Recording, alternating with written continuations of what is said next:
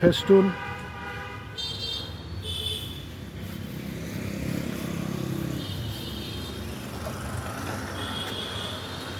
Leaflet festoon, হাজার হাজার leaflet ফেস্টুনতে ছেয়ে গেছে। এই তথ্য সম্প্রচার উপদেষ্টা তরুণ নাহিদুল ইসলাম সে অনেক কৌশল রাজনৈতিক কৌশলে আয়ত্ত করে ফেলছে।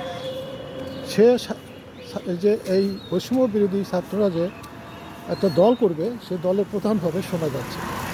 তার অর্থ হলো সে ক্ষমতায় বসে থেকে সরকারি টাকায় এইভাবে তরুণদেরকে সংগঠিত করছে, তাদেরকে তার ভবিষ্যৎ দলের ভোটার হিসাবে তৈরি করবে সৃষ্টি করছে।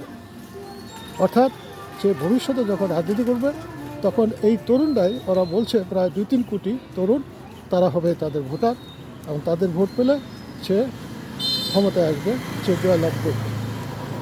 তো এই কৌশলের কাছে আমি অবাক হয়ে যাচ্ছি। বড় বড় দল বিএনপি থেকে শুরু করে অন্যান্য যে দল আছে, গণতান্ত্রিক যে দল আছে, তারা এই কৌশলের কারণে প্রচণ্ডভাবে মার খাচ্ছে।